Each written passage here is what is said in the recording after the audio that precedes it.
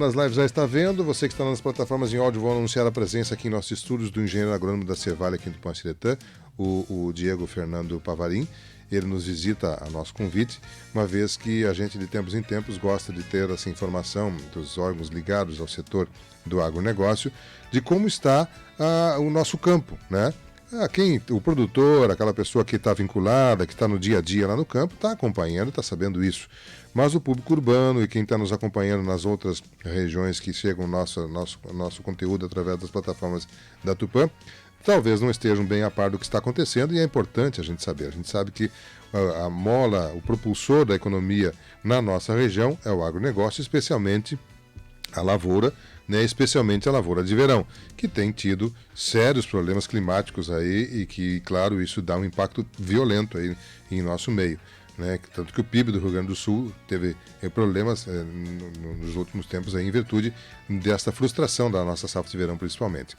Mas e aí? E a nossa safra de inverno? E a expectativa da safra de verão? É com esse foco que nós chamamos o Diego para ele conversar conosco aqui, e a gente agradece a gentileza da sua vinda até aqui. Diego Fernando Pavarim, bom dia. Como é que está, Diego? Tudo bem? Bom dia, tudo bem? Bom dia aos amigos ouvintes aí, clientes, associados da Cevale. Diego, você já esteve aqui nos falando, trouxe algumas informações lá na implantação da safra de inverno, enfim. Agora nós estamos no setembro, já se encaminhando para o fim do ciclo dessa safra. O que você pode nos falar com relação ao campo? Como estão as lavouras, aquilo que foi plantado aqui em Tupã-Siretã nesse inverno? Sim, falar um pouco sobre o trigo, né, que é a principal cultura de inverno aqui no município e no Rio Grande do Sul como um todo. Lavouras estão na fase de emborrachamento até florescimento, algumas lavouras já iniciando enchimento de grãos, e um panorama geral, lavouras em boas condições, questão de sanidade, lavouras foram bem conduzidas, produtores, do modo geral, Tupã-Siretã são muito caprichosos, né? Seguem as recomendações preconizadas por instituições de pesquisa, consultoria aqui do Tupã-Siretã, os técnicos das empresas, assistência da Cevale, então as lavouras muito bem conduzidas, né? E respondendo aos manejos. Bom, nós tivemos um crescimento na área, nós falávamos no intervalo aqui, que foi dentro daquela expectativa. Se esperava que havia um crescimento. Nós tínhamos um pouco menos de 20 mil hectares em Tupã-Siretã tradicionalmente, né? E agora é isso, ou até ultrapasse um pouco os 20 mil hectares, essa é a estimativa? Sim, sem dúvida, né? Os produtores foram motivados a optarem pelo trigo, alguns produtores que não vinham cultivando trigo no inverno, se sentiram motivados até pela frustração da safra de soja, né? A última safra de soja, 21-22, e tivemos um aumento, sim. Um aumento aí, a gente estima de 20 a 22 mil hectares hoje em Tupã-Siretã, né? Um aumento aí que corresponde ao aumento do estado do Rio Grande do Sul como um todo, em torno de 15,2%. Claro que perto da área de verão era muito pequena. Verão é o quê? Mais de 140 mil hectares de soja? Por aí. Né?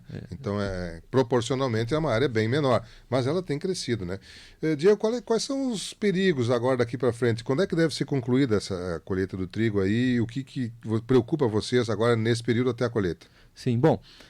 esse ano, né, um pouco atípico porque no início ali, no mês de julho, meados de julho, a gente teve um volume de chuvas um pouco acima da média para o período, então isso aí atrasou a semeadura do trigo.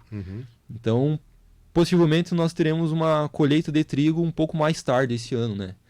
A partir do dia 15 de novembro, aí o maior volume de área sendo colhido.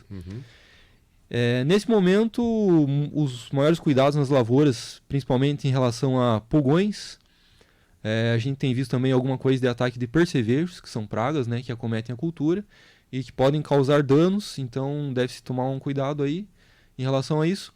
E, principalmente, em relação à giberela, que é uma doença aí que nos últimos anos tem acometido a cultura. Temos uma previsão de um período um pouco mais seco agora, após a próxima semana. Então, possivelmente, aí teremos um risco em relação a essa doença menor. No entanto, é importante ficar atento, né? Porque previsão do tempo, a gente sabe que... É mais ou menos, o pessoal brinca mais ou menos como decisão de juiz, né? Só na cabeça dele que tá o negócio lá, né? É um pouco complicado a gente falar algo assertivo em relação à previsão do tempo. Mas a gente tem ferramentas aí hoje para mitigar os problemas nas lavouras, né? A geada pode ser um problema também, climático? Geada pode ser um problema, mas nesse momento acreditamos que não teremos mais geadas, né? Os modelos matemáticos aí que fazem a previsão do tempo não indicam isso. Perfeito. Né? Então, para essa última semana ali tivemos alguma geada, né? Pontos mais baixos apareceu geada, mas não entendemos que comprometeu as lavouras, né? Perfeito, muito bem. Bem, a gente está falando de algo em torno de 20 a 22 mil hectares, mas nós temos uma área no município de em torno de 140 mil hectares cultivável. Nas demais áreas, o que o produtor colocou, Diego? Sim. Bom, Tupã-Siretã, historicamente, né, áreas de pastagens com gado, então uma área significativa ainda, com pastagens, gado. Um pouco de área de pousio, onde o produtor simplesmente não faz nada. E áreas com cobertura, que para nós, que estamos fortemente ligados a lavouras de cultivo com objetivo econômico, né? Essas áreas que têm cobertura, por exemplo, com mix de culturas, ervilhaca, aveia, centeio, para posterior, né, a implantação da cultura da soja. Áreas de aveia para colheita e também um pouco de área de canola. Né? Nessas outras, principalmente nas pastagens, alguma preocupação? Está desenvolvendo bem? Está tranquilo? Como é que está? As pastagens no início ali tiveram um início um pouco mais complicado em função do excesso de chuvas, né? Então essas áreas de pastagem ficaram um pouco, vamos falar assim, entre aspas, travado, né? Travou o desenvolvimento das pastagens. Mas depois, com a aplicação de fertilizante nitrogenado, o produtor conseguiu melhorar as condições dessas áreas e agora a gente está finalizando, né, o ciclo dessas pastagens, os produtores, aí, a maioria deles já fazendo a retirada de gado, né, e já pensando já em preparar essas áreas para a vinda da soja. Perfeito. Soja, nessas áreas de trigo vai atrasar um pouquinho o plantio ou não? Sim.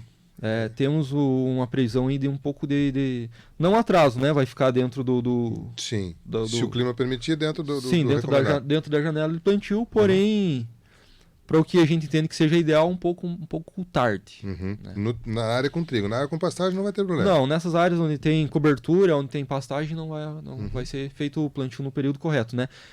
Lembrando, ressaltando aqui que o zoneamento agroclimático divulgado pelo Ministério da Agricultura para esse ano em Rio Grande do Sul é a partir do dia 11 de outubro. Até? 11 de outubro até dia 28 de fevereiro. Ah, sim, temos uma janela bem grande. Bem ampla, mas o produtor tomar cuidado porque existem produtores que gostam de antecipar o plantio da soja antes da data 11 de outubro, então existe um risco, né? Tem o risco. Fiscalização, enfim, multa. Perfeito. Então, aliás, o produtor, claro, já tem conversado com vocês, adquirido insumos, consultoria, enfim, esse acompanhamento.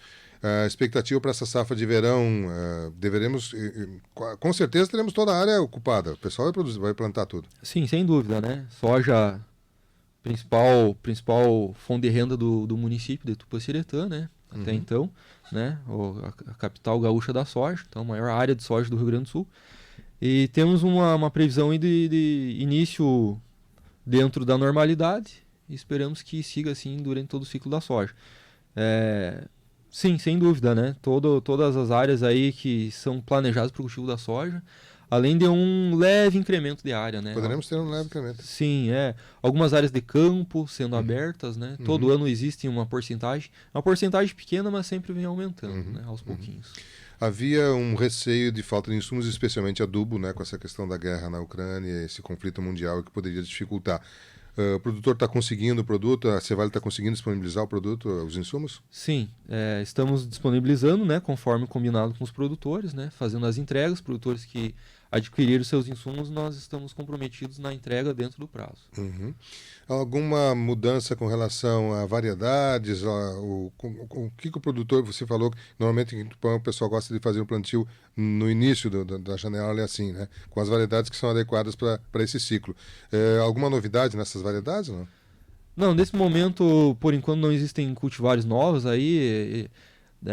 Existe uma tendência os produtores optarem, né, isso a gente tem observado a campo, não mais por cultivares de ciclo hiper precoce ou ciclo muito rápido, né? Os produtores estão começando a optar Para quê? Para diminuir o risco climático. Conforme eu comentei na última entrevista, cultivares de soja de ciclo muito curto... Eles são mais sensíveis ao clima. Sem dúvida. Então, existe uma tendência, a gente tem observado isso, os produtores estão optando mais por cultivares de ciclo um pouquinho mais longo, né? Ciclo médio, na grande maioria. Tem disponibilidade, o produtor está conseguindo. Sim, está conseguindo. Até o momento está conseguindo. Até o momento ninguém vai ficar sem, por enquanto. Né? Não temos essa preocupação ainda. Sem dúvida. Então, vamos esperar começar o plantio para ver o que vai acontecer. Diego, nós há pouco conversamos, agora quando entrou a primavera, no dia 22, nós tivemos a informação lá do nosso meteorologista, né, o Ricardo Henck, de que mantém-se Laninha como previsão para esse ano. Ainda não se tem bem certeza a intensidade desse fenômeno, mas ele está confirmado. Ele indica uma tendência de chuvas abaixo da média, né? É com isso que vocês estão trabalhando também? Sim, estamos trabalhando com isso também, com essa possibilidade, né? E temos trabalhado fortemente alternativas para levar opções para o produtor, né? Que são assistidos pela Cevale. Dentre essas opções, a gente tem trabalhado fortemente a agricultura de precisão, que consiste em manejo sistematizado do solo, onde a gente melhora o perfil do solo com essa técnica, e em períodos de estiagem possibilita que as plantas de soja, de trigo, de milho, enfim, das plantas cultivadas, tenham uma capacidade de enraizamento maior, ou seja, aprofundamento de raízes. E com isso, num período de estiagem, essas plantas conseguem absorver água no perfil do solo em profundidade. Então, uma técnica aí que tem dado bons resultados. Produtores que são adeptos a essa técnica já há alguns anos têm observado que tem dado resultado. Então, a gente tem recomendado fortemente essa alternativa de manejo. Ainda há muito o que se fazer aqui em Tupaciretã, né? Mas é um investimento que tem retorno a curtíssimo prazo.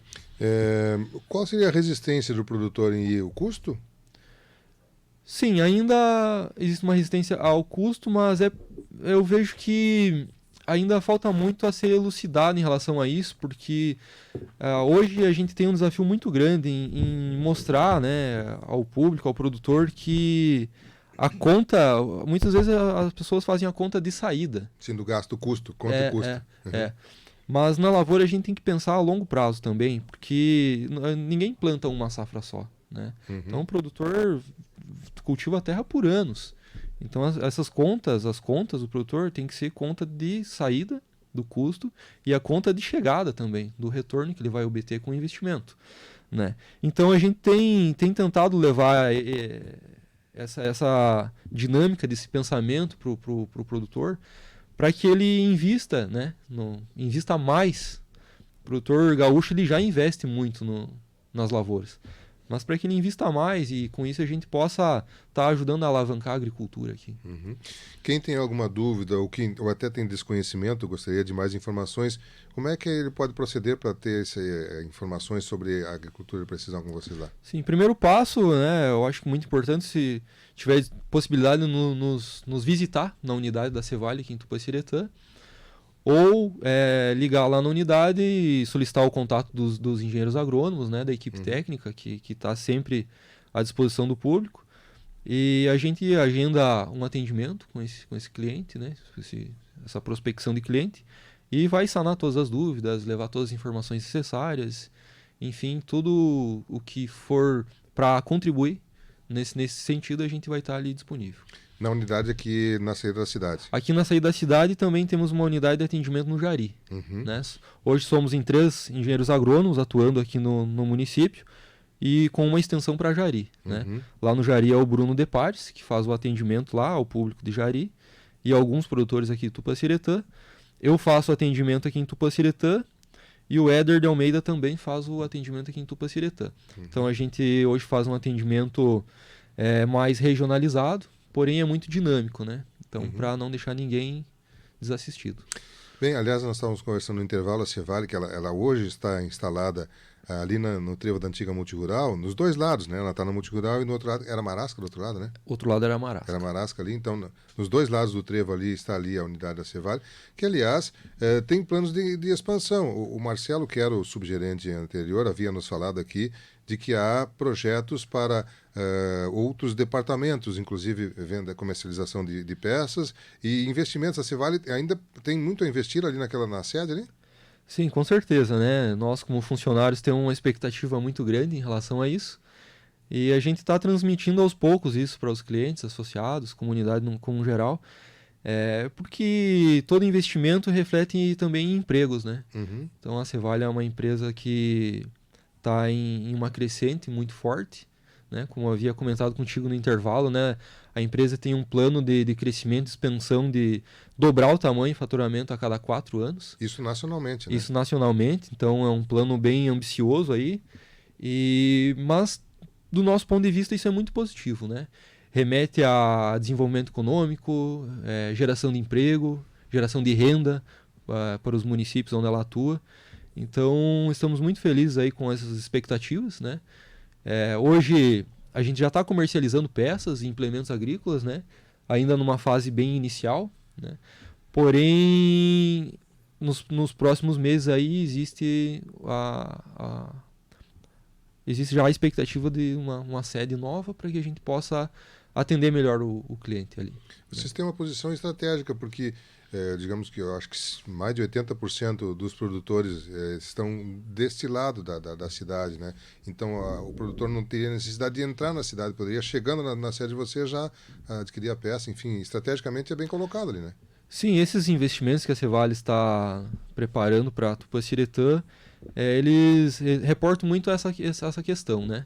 Então a gente sentiu muito isso do público, dos produtores, né, da região de Tupaciretã, que na sua maioria são da cidade aqui, sentido Jari, sentido Joia, né, Santa Tecla. Uhum. Então a gente teve essa percepção do público e repassou, nós fazemos essa comunicação entre o produtor e a empresa. Então nós repassamos isso para a empresa, essa vontade do produtor, essa necessidade, e a gente vai trazer essa solução, né?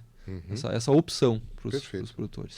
Muito bem, eu estou conversando com o Diego Fernando Pavarin, que é engenheiro agrônomo da Cevale, que nos trouxe algumas informações a nosso pedido aqui com relação a como está a safra de inverno, nos deu tranquilidade com relação a ela, né? A expectativa para a safra de verão, que me parece com certeza, com os dados que ele colocou, tem uma expectativa de novamente termos uma grande área plantada aqui em Tupanciretã, com muita tecnologia, e torcendo para que cada um faça a sua parte e que o tempo colabore também, que nós tenhamos aí uma boa safra de verão. Mas, Gê, eu quero agradecer a sua gentileza aqui de vir até aqui. A gente vai, claro, em outros momentos estar conversando com você, porque temos ainda o processo de conclusão dessa safra de inverno, temos a implantação da safra de verão, temos todo esse acompanhamento aí e vamos nos socorrer de você para poder termos esses detalhes à nossa audiência. Como eu falei, o produtor está sabendo disso, o cara que está lá na lavoura está lá, está sabendo, mas o público urbano e o público de outras regiões que nos acompanham, é importante ter essa informação até para ter uma certa noção do que deve acontecer nos próximos meses aqui no nosso meio. Mas eu vou deixar o microfone à sua disposição, Diego, se você gostaria de reforçar algum aspecto, tocar em algum tema que nós não tenhamos conversado, ou a sua despedida momentânea em nome da Cevale, por favor, fique à vontade. A gente agradece o espaço, né? É muito legal da parte da rádio disponibilizar esse espaço para que a gente possa compartilhar um pouco do nosso dia a dia com a comunidade, com todos os ouvintes aí. A gente sabe que a audiência é muito boa dentro do município e também fora dele. Para finalizar, só ressaltar aí, a Cevale hoje está com uma expectativa de crescimento em Tupaciretã. A gente tem hoje uma linha de serviço para oferecer.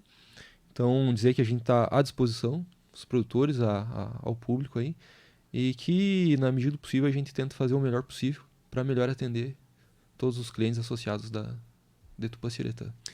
Diego Fernando Pavarin, engenheiro agrônomo da Cevale, conversando com você, audiência da Tupã, nesta manhã de terça-feira. Quando são 9 horas com 25 minutos, eu vou a um rápido intervalo comercial, mas já